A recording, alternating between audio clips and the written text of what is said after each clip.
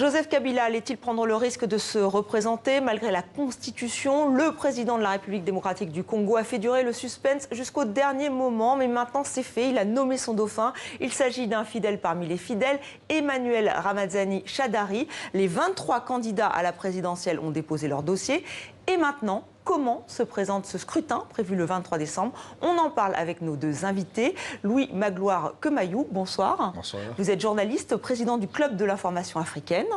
Et avec vous, Olivier Liffrand, vous êtes aussi journaliste, mais pour Jeune Afrique. Et vous étiez, il y a quelques mois, au mois de juin, en République démocratique du Congo. Vous avez rencontré notamment différents membres de partis politiques. Alors déjà, sur cette décision de Joseph Kabila, hier, il a choisi de ne pas se représenter. Alors il a fait durer le suspense assez longtemps, on le rappelle, 2 ans quand même. Est-ce que vous avez été surpris? Est-ce qu'il n'avait plus le choix? Qui veut répondre? Je pense qu'il n'avait pas le choix. Avant même de parler de ce qui se passerait après lui, il faut voir d'où on part, le chemin qui a été parcouru. C'est la première fois, il faut se le dire, c'est historique. C'est la première fois qu'en République démocratique du Congo, un président ne se représente pas parce qu'il a été victime d'un coup d'État ou qu'il a été renversé par la force. C'est la première fois que cela se fait de cette manière-là. La deuxième chose, c'est qu'il y a eu une vraie pression de la société civile congolaise pour que le président Kabila en arrive à cette décision. Il y a eu une pression à la fois des partenaires, le Rwanda, l'Angola, l'Afrique du Sud, pour qu'il en soit ainsi. Des États-Unis aussi. Et il y a eu une pression aussi des pays occidentaux, France, États-Unis, Belgique, qui a conduit le président Kabila finalement à se rendre compte que malgré sa perspicacité, malgré la volonté qu'il avait de trouver un moyen de se présenter pour un 3e mandat, c'était pas possible. Et donc je pense que là, il a été mis devant les faits, il a constaté qu'il ne le pouvait pas, il a tiré aussi long qu'il a pu, et là finalement il s'est rendu compte de l'évidence, c'est que ce n'était plus possible. Ce n'est plus possible. Alors, Olivier Liffrand, vous, quand vous êtes rendu en République démocratique du Congo, est-ce que les opposants que vous avez rencontrés étaient confiants? Est-ce qu'ils pensaient qu'effectivement Joseph Kabila ne se représenterait pas? Alors il y avait énormément de doutes à cette époque-là en fait, parce que justement il y a un climat politique qui est extrêmement tendu en ce moment. Avant la désignation du dauphin, donc hier, Emmanuel Ramazani Shadary.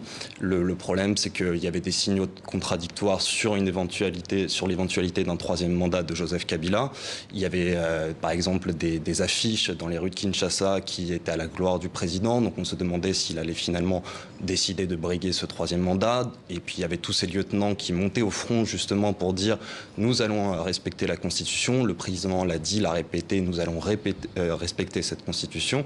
Mais force est de constater que voilà, il y avait quand même une ambiguïté qui a été entretenue pendant longtemps et qui aujourd'hui vient d'être levée. Et effectivement, oui, c'est un jour historique que le président... Voilà. Une transition démocratique pour la République démocratique du Congo. Alors, on va revenir sur ce dauphin choisi par Joseph Kabila. Il s'agit d'Emmanuel Ramazani Shadary. C'est son ancien ministre de l'Intérieur, un fidèle parmi les fidèles. Alors, je vous propose de voir ce portrait. Il est signé Antoine Delpierre.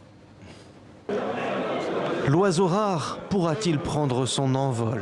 Pris sous l'aile des Kabila depuis ses débuts en politique, Emmanuel Ramazani Shadary est un fidèle parmi les fidèles de l'actuel président qui vient de le désigner comme son dauphin. C'est l'occasion ici, devant le peuple congolais, de remercier son Excellence, Monsieur le Président de la République, chef de l'État Joseph Kabila Kabange, un homme exceptionnel qui a dit qu'il n'y aura pas de problème, il n'y aura pas de 3e mandat. Aujourd'hui, il a tenu parole. Secrétaire permanent du PPRD, la principale formation de la coalition au pouvoir, il est aussi député du Maniema, sa province natale. Mais jusqu'alors, il n'avait jamais évoqué d'ambition présidentielle, assurant même lors d'une tournée en mai dernier que Joseph Kabila est et restera président. Il va un peu faire comme le président Poutine en Russie a fait. Si Kabila réussit à faire élire Shadary, ça veut dire qu'il va se mettre en retrait. Mais en se mettant en retrait, on aura un président qui ne pèse pas.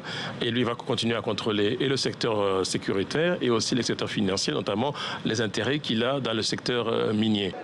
À la tribune devant les députés, son surnom de bulldozer ou de coup sur coup évoque ses diatribes contre l'opposition ou la société civile et ses manières parfois brutales. Ministre de l'Intérieur et de la Sécurité entre 2016 et 2018, il est visé depuis 2017 par des sanctions de l'Union européenne pour violation des droits de l'homme. Voilà pour ce dauphin. Alors le comparer à Dmitri Medvedev, vous êtes d'accord ou pas? C'est un peu tôt pour le faire. Pour plusieurs raisons. La première, c'est que on n'est pas du tout dans la même configuration. Ici, le président Kabila, je ne pense pas qu'il se mettra dans un ticket avec Emmanuel Ramazani. Il sera là, au Sénat, puisqu'il a le droit de devenir sénateur.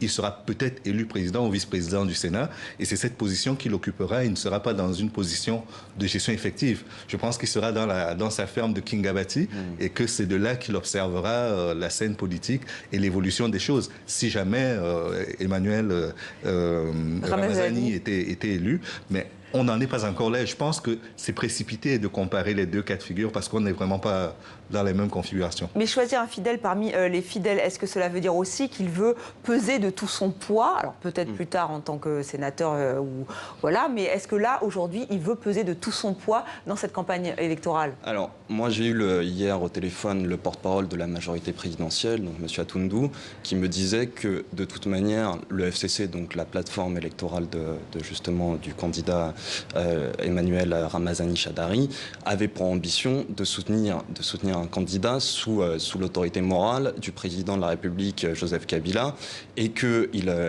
ce candidat entendait poursuivre l'œuvre entreprise par Joseph Kabila depuis qu'il est au pouvoir en 2001. Donc, il me disait également que le président Kabila avait l'intention de poursuivre son leadership, d'exercer son leadership sur la scène politique congolaise. Alors, quelle forme cela va prendre, on ne sait pas très bien encore. Alors oui, vous vouliez ajouter un mot, mais c'est vrai qu'on l'a entendu aussi, il a bien rendu hommage au président Kabila, on sent bien que c'est vraiment, s'il y a un changement, ce sera dans la grande continuité. Oui, je pense qu'il n'y aura pas de rupture, il n'y aura pas de révolution non plus, mais observons déjà ce qui s'est passé dans la plupart des pays voisins. Quand vous mettez en dehors de la considération des pays comme l'Ouganda ou le Rwanda, vous vous rendez compte que dans la plupart des pays à côté, il y a eu des changements qui ont été des révolutions de palais, que ce soit le Zimbabwe, que ce soit l'Angola, et c'est quand même assez fort ce qui s'y est passé. Je ne cite même pas l'Afrique du Sud, qui est également un très grand partenaire de la RDC. Ce sont des révolutions de palais qui ont permis qu'on ait un changement. Et dans le cas de Ramazani, ce n'est pas quelqu'un qui tombe de la première pluie. C'est que depuis 3 ans à peu près, il est en train de préparer l'élection de cette année.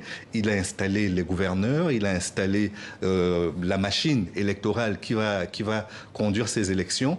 Il a été de tous les combats pour porter la parole à la fois du père de Joseph Kabila et de Kabila lui-même. Même s'il était désintéressé, il a aujourd'hui une emprise sur la machine électorale qui est telle que, sauf surprise majeure, il y a de fortes chances qu'il soit élu et qu'il ne doive pas forcément son élection à Joseph Kabila. Et pourtant, son nom a surpris. Francine Mokoko, notre correspondante, nous le disait hier, c'était pas l'homme politique le plus attendu. Alors c'est le choix de Joseph Kabila. On va revenir sur cette opposition. Là, 23 candidats donc, ont déposé leur dossier. Ils se proposent pour la présidentielle en République démocratique du Congo, avec un grand absent, Moïse Katumbi. Alors Moïse Katumbi qui a été empêché de rentrer au pays. Pourquoi? Est-ce que c'était le candidat le plus dangereux, Olivier Liffrand? C'est un candidat, c'est un poids lourd de l'opposition en République démocratique du Congo. Il y a eu un sondage récemment qui a été délivré par le groupe d'études sur le Congo, donc qui est basé à New York, qui disait qu'il représentait environ 20% des intentions de vote. Donc ce qui est quand même, il caracolait en tête. Et pourquoi? Est-ce qu'il reste populaire? Il reste très populaire, notamment dans l'est du pays, dans sa province, dans la province dont il a été le gouverneur, donc le Katanga. Il est populaire aussi dans les deux Kivu. Ça reste un poids lourd de la scène politique congolaise. Ouais. Alors, il aurait pu rentrer et finalement être entendu par la justice parce qu'on lui reproche, on lui reproche des faits bien précis. Pourquoi ne pas l'avoir laissé rentrer en République démocratique du Congo? Je pense que le PPRD et le FCC n'ont pas envie d'avoir à gérer un prisonnier politique encombrant. C'est la raison pour laquelle ils préfèrent le garder à l'extérieur, parce que de toute façon, s'il entrait aujourd'hui, que se passerait-il pour lui pour le dépôt de candidature? Je pense qu'il ne pourrait pas déposer la candidature. Au pire, il serait mis en prison. Au mieux, il ne déposerait pas sa candidature et ce serait un coup d'épée dans l'eau également. Parce que n'oubliez pas qu'il s'est baladé avec un passeport qui a été saisi par les autorités belges pour faux. Et on ne sait pas avec quel document il se balade. Donc, en entrant en RDC, il faudrait déjà qu'il prouve qu'il a un document de voyage, qu'il prouve qu'il a une un document d'identité et qu'il a la capacité également de remplir toutes les pièces nécessaires pour présenter sa candidature. Et donc, je ne suis pas certain qu'il remplisse toutes ces conditions, d'autant plus que le délai est déjà expiré de toute façon pour les dépôts de candidature. Donc Moïse Katumbi hors jeu. En revanche, grand retour de Jean-Pierre Bemba, on en a parlé, hein, acquitté, retour au pays, le concurrent presque le plus médiatisé. Alors quelles sont ses chances? Est-ce qu'il va choisir de faire union avec d'autres opposants emblématiques? Je pense notamment à Félix Tshisekedi, qui est le fils d'un opposant historique, Étienne Tshisekedi. Qui va répondre à cette question? Il faut rappeler aussi quand même que Félix Tshisekedi, qui aussi représente quand même une large partie des intentions de vote dans le sondage que je venais de mentionner, en fait est très proche de Moïse Katumbi. Il y a quelques mois, ils avaient notamment signé un communiqué, ils étaient ensemble aux États-Unis, où ils disaient qu'ils planchaient aussi sur une candidature commune, sur un projet commun en vue de l'élection présidentielle. Donc il y a cette donne-là qu'il faut prendre en compte.